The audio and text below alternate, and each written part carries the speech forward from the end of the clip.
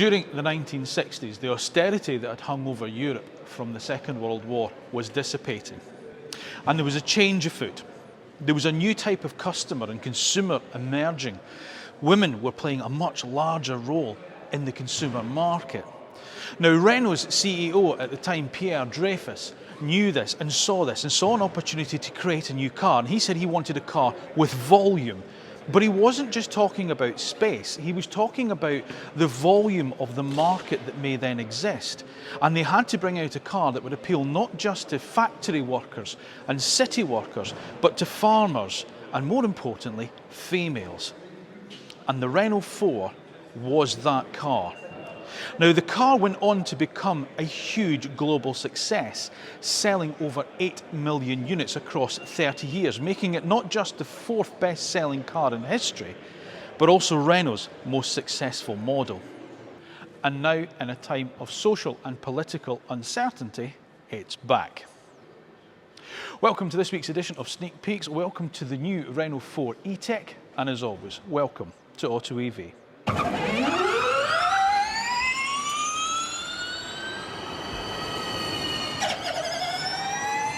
Now, before we get started on this week's edition of Sneak Peeks, obviously it's that time when I'm going to ask you to make sure that you are subscribed to the AutoEV channel.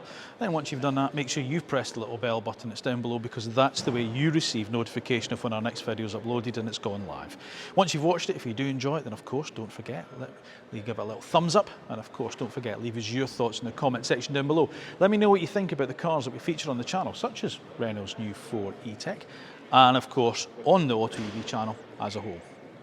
So Renault has gone retro again, and it has every right to in some respects, because we've seen such brilliance from them lately with the freshly released Renault 5.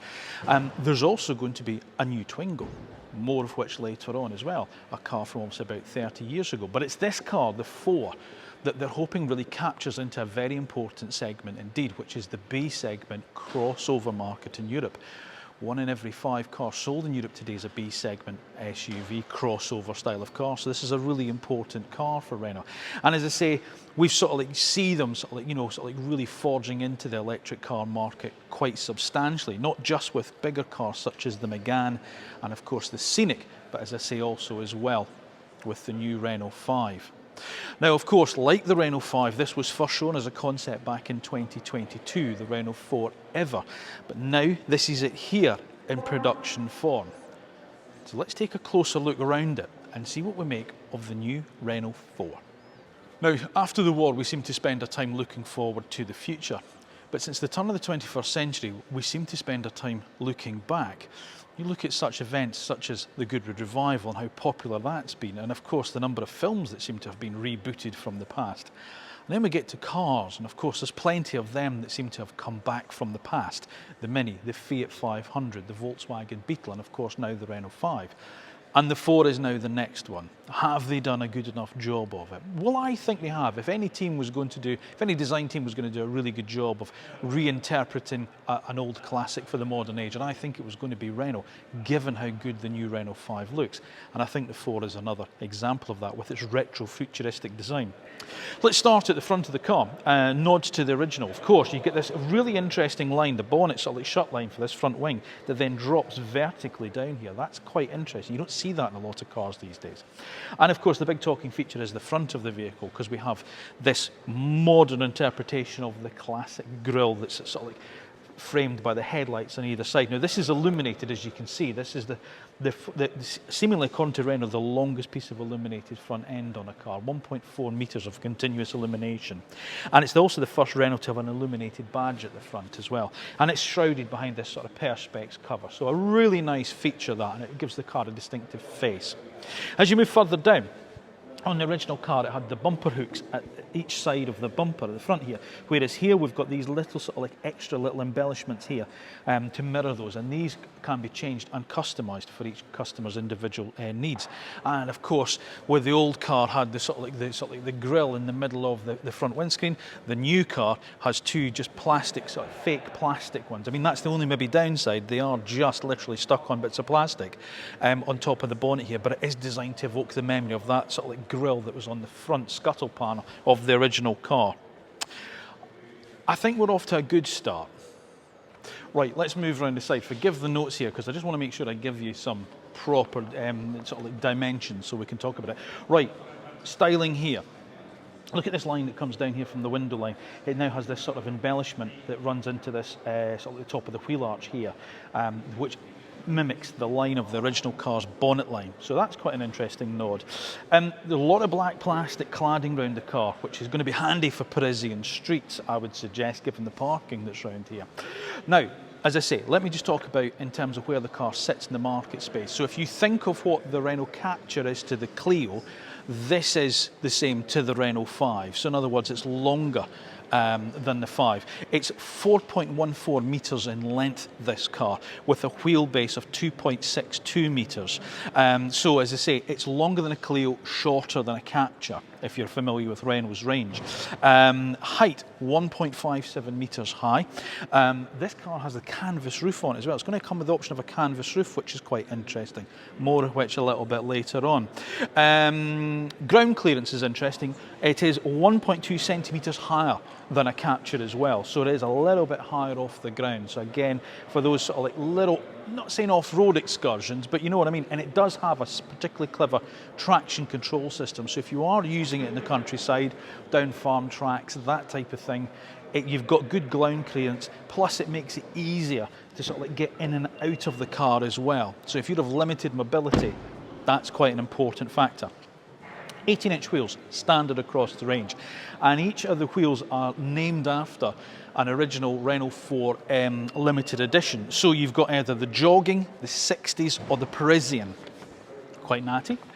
Look at this rear quarter light. That's the bit there that really looks like the original Renault 4, doesn't it? This area here, because in the old car you had a window, obviously a piece of trim, and then a quarter light, and then another quarter light here. But look at that reverse angle of that door there. Isn't that just lovely? And of course you get the little satin chrome strip along the top, and it all flows into this lovely, very upright rear boot.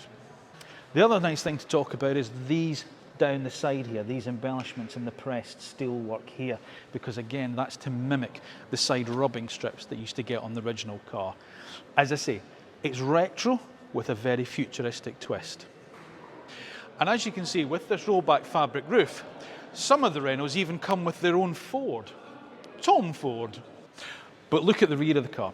Look how excellent I think this looks. This almost vertical rear tailgate with the rear lights, these column stacked lights, which are split into three to look like the three capsule lights of the original. Lovely, like that. And again, like the bumper hooks, you get these at the bottom here.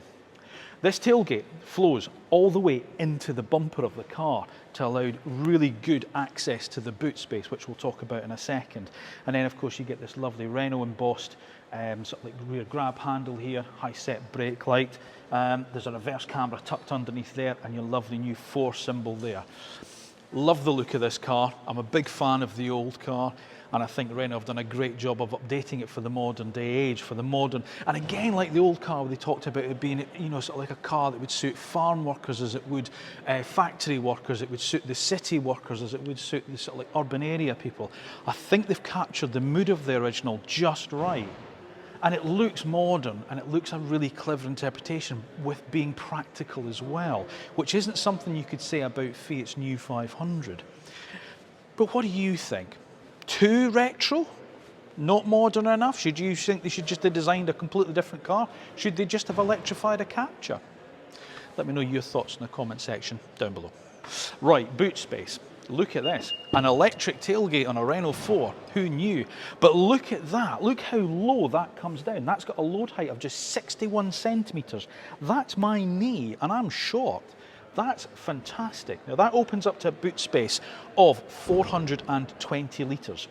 You've also got a split fold 60/40 rear seat. But as well as that, the front passenger seat can also fold as well, which is quite a unique thing in this class. So if you're talking about putting in long loads, it can take up to 2.2 metres in length. That's excellent.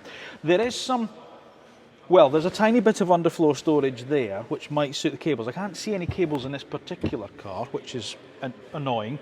And there's no frunk up at the front of the car either, so there's no space up front. But what you do have here is you've got this little rubber elasticated straps at the side there with the tricolore colours, the French flag. You've got some nice little hooks there that you can hang bags from as well, plus some good sturdy hooks around the side there to have a luggage net down. I think that's excellent, but this is the bit that impresses me, how low that is and the volume you get inside. I think they've done well to package this car the way they have. So, rear seat space. Well, as I say, it's a dedicated EV platform and it's on the same as the Renault 5. What I will say is your feet tend to be pushed quite a bit up. So you do sit with your legs a little bit at an odd angle, but there feels like there's a lot of room back here, much more so than you get obviously in the Renault 5. But bear in mind, it's a B segment SUV we're talking about here, or crossover. So it's never going to be hugely commodious. It's not Renault Espace they've reinvented, it's the Renault 4. So in terms of young family, there'd certainly be enough space back here for 2 children. Smaller adults like myself, I'm 5'8". That seat is quite far pushed back because one of the taller guys have just been in the front of it, so it is a little bit further back, but I've got plenty knee room and I've got good headroom, and this is the one with the canvas roof as well, so there's decent amount of headroom in that sense. There's 2 USB-C storage ports there, there's some mat pockets on the backs of the seats, there's also some small integrated pockets into them for putting mobiles in, and there are some door bins. There's no fold down armrest, but the ISOFIX points are really easy to get at via these 2 plastic flaps that fold up, and the seats themselves are nicely sculpted and feel quite comfortable. You would get 3 children across the back at a push. I certainly wouldn't think you'd get 3 adults in, but certainly for 4 people, I'd be quite comfortable doing a journey in this for a couple of hours. But as I say, I do feel my legs have been pushed up a little bit, but otherwise, it's not bad for the class of car, and I think fairly decent. This is a bit of a rushed edition of Sneak Peeks, apologies, because we really don't have a huge amount of time with these cars. They've shipped us over to Paris, they're showing us 3 cars in the one day, and I've got to get through all this stuff, so apologies if it really is quick. However, I want to talk about the interior because I love this interior. I love Renault's interiors. They're doing it really, really well. And again, it's a sort of retrofuturistic design. This is the bit here that I really like, this sort of padded bit on the dashboard here. Now, there's going to be 3 trim levels here. There's going to be Evolution, Techno and Iconic. This is an iconic trim. So you get things like this, the quilted sort of like leatherette with the sort of like houndstooth fabric, and you get the nice little watch strap sort of like, you know, sort of like in the centre of the seats as well, and the yellow stitching round. The Techno is the one I'm really interested to see because what they've done is they've done a new recycled fabric that's saturated in blue, and it's designed to resemble denim jeans. And the reason for that is Pierre Dreyfus, Renault's CEO, who started the Renault 4 way back in the 1960s, wanted the car to be as cross boundaries and be as utilitarian and useful as a pair of jeans. I like that. Right, what have we got? Well, you've got 2 screens obviously in front of us. We've got a 10.1 inch screen in front of the driver. That would be a 7-inch screen on the lead-in Evolution model. And then when you move across here, you've got a 10-inch Open R-Link Renault screen here with inbuilt Google system. Now, having lived with a Megane for 3 months, I know how well this system works, and it is absolutely superb. So that is fantastic. You've also got Renault, R-E-N-O, which is their little sort of like voice activation system. So ChatGPT it works with as well.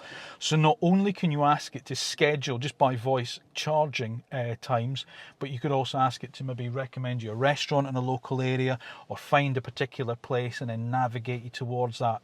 Excellent system, works really, really well. Nice kind of Quartic steering wheel again that we've seen with Renault. Again, allow you a good view inch of this configurable display in front of us here. And everything's raised up, so everything is within a hand stretch away. And physical buttons, look across here, look at this. Climate control on physical buttons. The column stop for your gear shift up here as well. It's this beautiful little, almost like the top of a lipstick thing on the top here, this on this transmission lever. I love that. It's a really nice little design touch with a little Renault emblem at the end of it. It does make it quite busy round here. So obviously gear shift stock, you've got the wipers, then you've got the Renault media stock there, and then lights over on this side. So as usual, I find that side of it quite busy, but you know, it works okay. Good storage as well. So we've got cup holders down here that have a a divider you can take in and out. There's a centre cubby box there for storing your polo mints. There's a wireless charging pad there. There's another little indented part there with the 4 logo embossed into it. Electric window switches as well, which is superb. And the option of this canvas roof. Now, I want to talk about this canvas roof, and I've had to write it down, so apologies on all this. Where did I put it now? I put it somewhere. Right, here you go here. So if you go for the canvas roof option, you forgo the roof bars that come on the standard car. And it folds into 3 sections, and it's developed between Webasto and Harts. And the sound insulation and ceiling shouldn't be any different to any car. But again, it's just a lovely nod to the original car to have this folding canvas roof. Look at that. Isn't that fabulous? And it properly extends back, you know, right across to the top of the rear seats. You've got this lovely open feel to the cockpit. I just think that the Renault at the moment are really on a winner with what they're doing. And I know it's sort of like taking models from the past, but they're bringing back important models. It's not like they're bringing back something like the Renault 11 or the Fuego or something like that. You know, it's the important models that are going to sit importantly in today's market space. And the 4 is another example of, you know, of how good it is. Obviously, there's your usual plethora of driving assistance systems. There's brake regeneration paddles there, and as you can see, you've got your multi-sense button here. Now, I'm going to talk about that multi-sense button in terms of the additional bits that it gives you in terms of traction control, so I'll go on to talk about that later. But I really do think this is a sensational interior of the car. I think they've knocked it out of the park. The other thing as well is the audio system. You can have an optional Harman Kardon system, and all the sound has been developed in conjunction with Jean-Michel Jarre. So there we go. I love it. I really love it. I think the interior is a sensation. Comfortable seats, well laid out dashboard, enough retro touches that it gives you that lovely interpretation of the old car, but with all the modernity you want, including Google-based operating system, and obviously your usual thing like Apple CarPlay, Android Auto, and all the assistance systems you could wish for. I love it. I really do. Now, when it comes to battery sizes, this is going to be important. Now, again, please forgive the notes. We literally got the press pack just a few hours ago, so this is what I'm working on here. Right, what we have here is the option of 2 battery sizes. You're either going to have a 40 kilowatt hour one or a 52 kilowatt hour battery available. The smaller one will offer you a range of just over 300 kilometres, which is roughly 186 miles, and the larger of the 2 is going to extend that past 400 kilometres, which is 248 miles. The smaller battery will charge at up to 80 kilowatts on the DC, and the larger one at 100 kilowatts. But given the size of the batteries, that still means that you've got a 15 to 80% charge time in around about 30 minutes. So on a par with everything else, if not exactly groundbreaking. Both cars, however, are going to feature 11 kilowatt onboard chargers as standard, as well as a heat pump, and you're also going to have vehicle to load and vehicle to grid capability.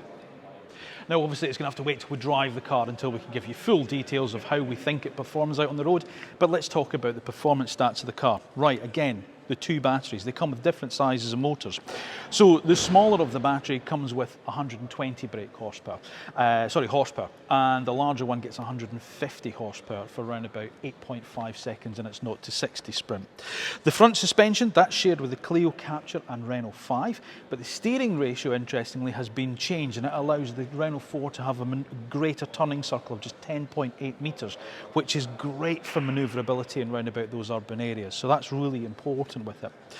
The rear suspension, clever. It's a multi-link system that you get on the Renault 5, so that's quite unique in these sort of like small cars. So it should set the car up for being a really tidy handler.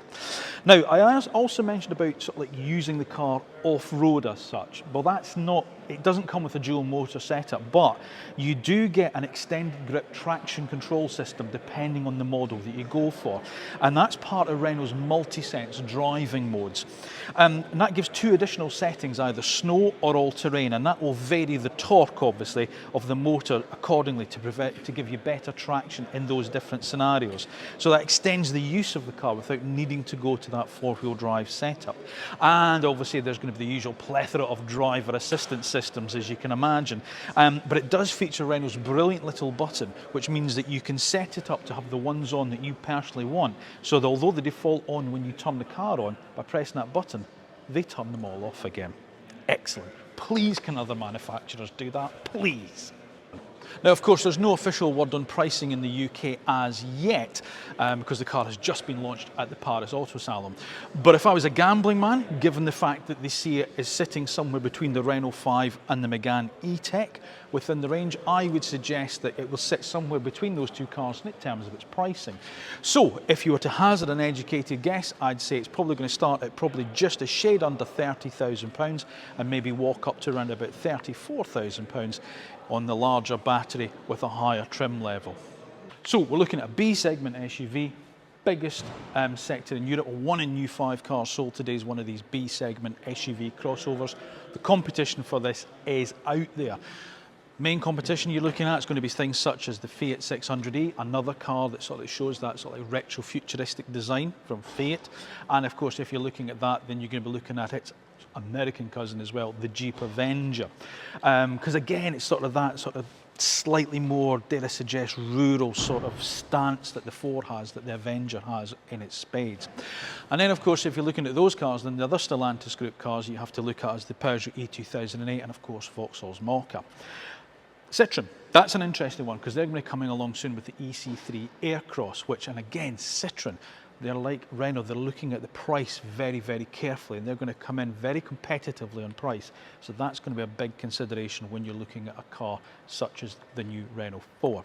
And of course, if we move further east, then of course we've got things such as the Hyundai Kona, the Kia EV3, which is destined to be a bit of a sensation in this class. I'm going to be driving that car in the next few weeks as well. So that should be interesting to see how it goes against this car.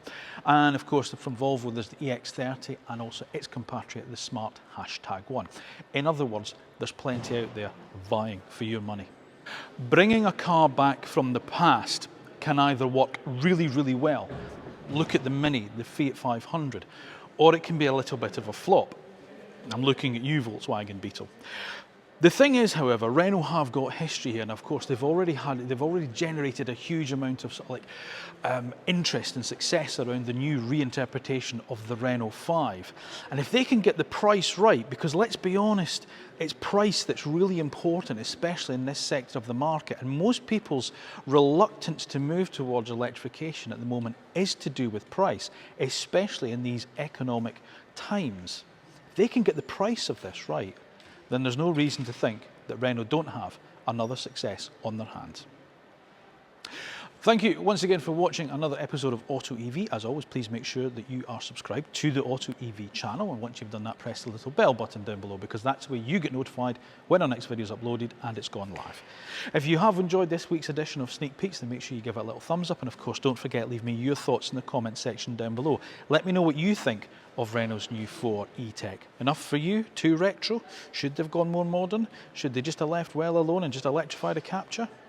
As always, let me know your thoughts down below.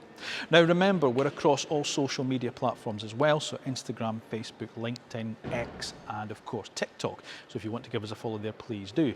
And if you're in the marketplace for an electric vehicle, it might not be a new one, it might be a used one, it might be a used Renault Zoe, and you need to know all the details there is before you go and sign on the dotted line. How are you going to find that out? Well, of course, you're going to stick on the AutoEV YouTube channel, scroll through the back catalogue. There's a little search bar at the top. If you type in the name of the car that you're interested in, and it'll bring up the full road test review of that vehicle. Because let's remember, it's the AutoEV road test review that actual car buyers trust when it comes to choosing their next electric vehicle. Thanks once again for watching. Thank you for supporting the channel. I'll see you again soon.